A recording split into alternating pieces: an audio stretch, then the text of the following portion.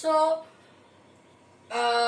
copper, mercury, these are to some extent displace hydrogen or other other metals, like copper can displace mercury, like that.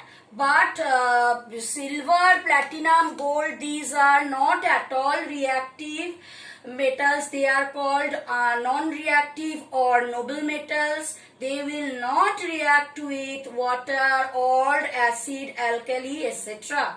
That is why they are called the noble metals. The metal activity or reactivity decreases from top to bottom. So at the top, the metals are very reactive. In the middle position, metals are moderately reactive. After that, gradually the reactivity or electropositivity decreases. Like from hydrogen, if we go downwards, the metals are very less reactive. Then there are some rules for activity or displacement of one metal by another. A more electropositive metal displaces a less electropositive metal from its aqueous solution. So who are the what are the more electropositive metals? The potassium, sodium, calcium, magnesium, these are very reactive or electropositive. As I have told you that electropositivity decreases in downward direction. So aluminium, zinc, iron, nickel, those are not very electropositive compared to potassium, sodium, calcium, magnesium, etc. So calcium, potassium, magnesium, those can displace aluminium, zinc or iron.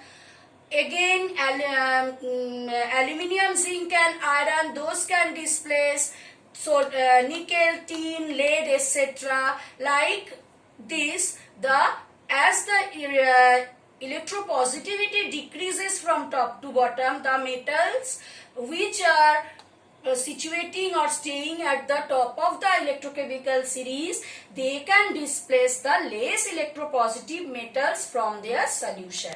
Like say zinc. Zinc can displace copper. Copper is below zinc. So zinc can displace copper from copper sulfate.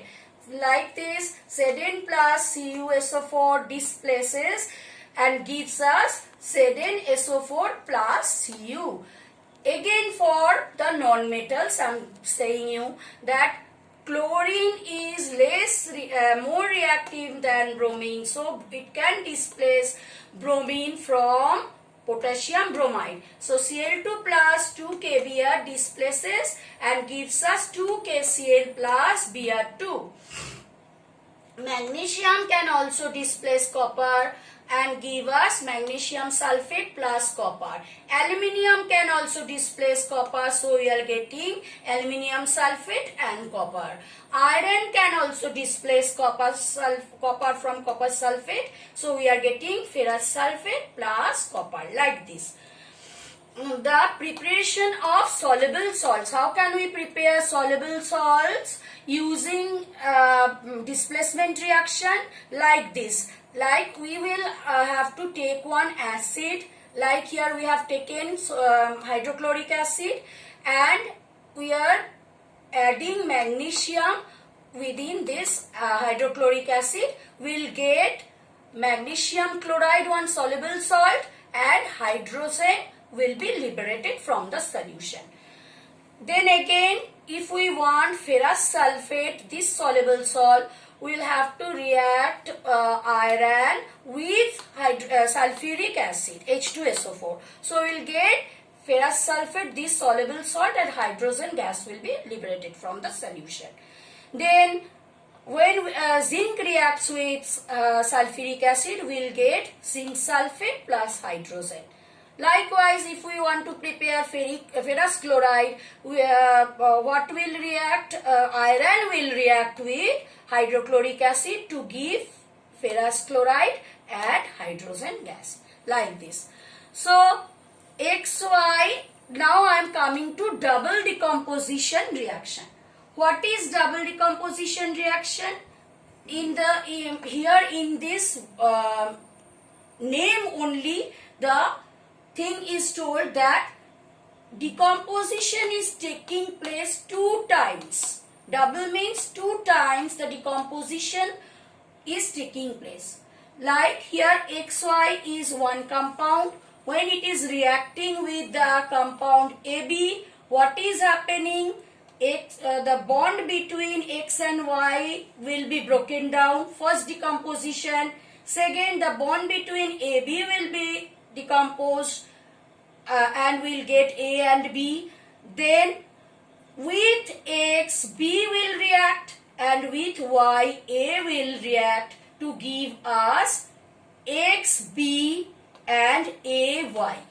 AY and XB. So 2 compounds in the reactant side, both will be decomposed to give us new compounds in the product side.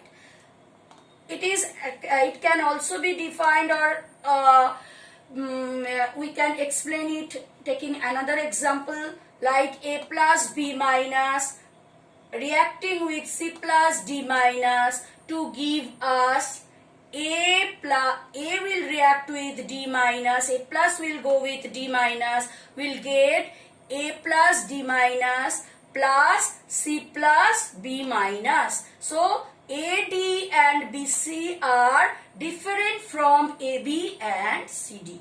So for the practical example, calcium chloride is reacting with sodium carbonate. So calcium chloride will be broken down into calcium and chlorine.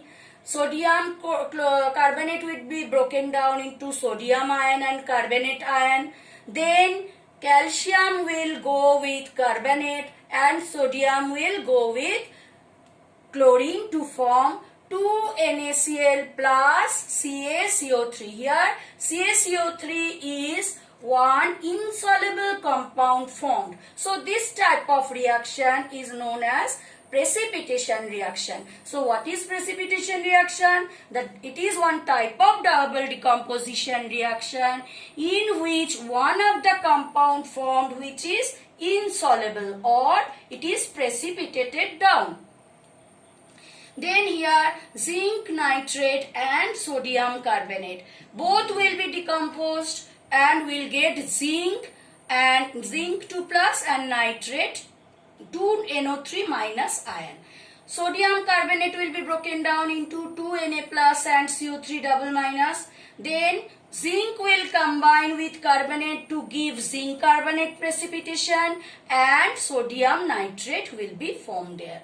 As here one compound is insoluble or precipitated down, it is called the precipitation reaction.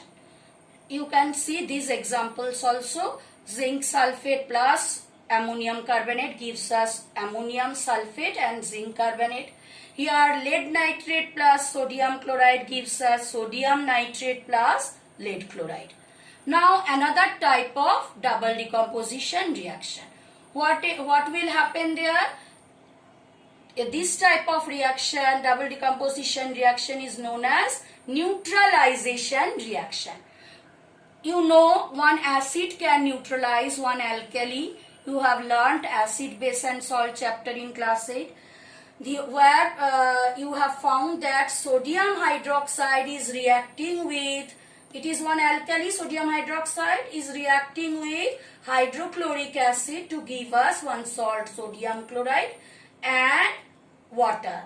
It is written in this way to make you understand that how the reaction is taking place.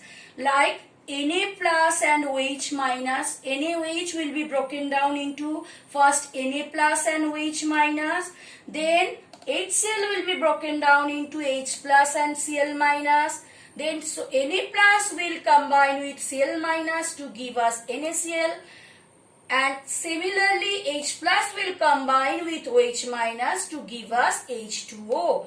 2 H are here, H plus and OH minus, H2O. So this type of neutralization reaction, other examples are copper oxide plus, copper oxide is a base, and sulfuric acid will react with copper oxide to give us copper sulfate and water.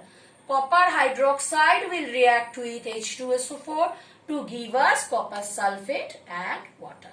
So these are the neutralization reaction. For today's lesson this much. I will come again with another part of chemical reaction. Thank you very much.